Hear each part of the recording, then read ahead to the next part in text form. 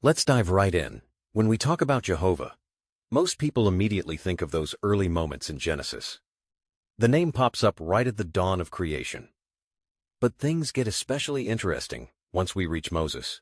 What stands out to you about that shift from Genesis to Exodus? What always catches my attention is how, in Genesis, Jehovah is this creative force shaping the universe. But with Moses in Exodus, he becomes intimately involved with people's lives, guiding, rescuing, almost like a mentor. The burning bush moment is so personal compared to the grandeur of Genesis. It almost feels like the story zooms in, right? From cosmic scale to very human struggles.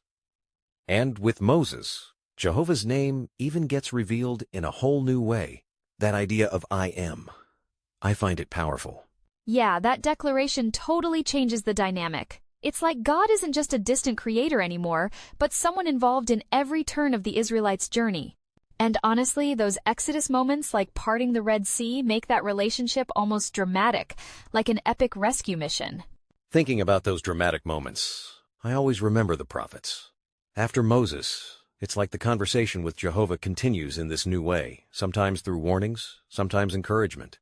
Ezekiel, for instance, paints such vivid pictures. What do you make of that shift?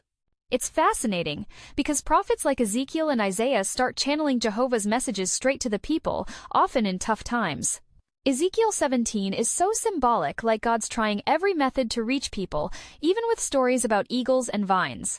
It's pretty creative. Totally. It's almost poetic, which makes sense since the Psalms are right in the mix too. The psalmists talk to Jehovah with raw honesty, sometimes angry, sometimes grateful. It feels super relatable. Almost like reading someone's journal during a rough patch. Absolutely, and I love that contrast. In Psalms, Jehovah becomes someone you can argue with or plead to, not just follow. That realness makes those texts powerful, especially when you're going through your own struggles. Your point about that honest relationship with Jehovah really makes me think about Jesus. When you hit the New Testament, say, Matthew 9 or Luke 10, it almost feels like Jesus is continuing that conversation, just in a new way. How do you see Jehovah's thread running through those stories? What's wild is how Jesus often references those same scriptures, but he brings a deeper kind of compassion. In Luke 10, where he tells the parable of the Good Samaritan, the message is all about mercy still rooted in the same God, just shown through action instead of decree. That's such a good point. It's like the big ideas, justice, mercy, faithfulness get a new spotlight, but the foundation is still Jehovah. Mark 16 comes to mind too, with the commission to share the message everywhere. There's this sense of continuity, but also a bold new direction. Exactly.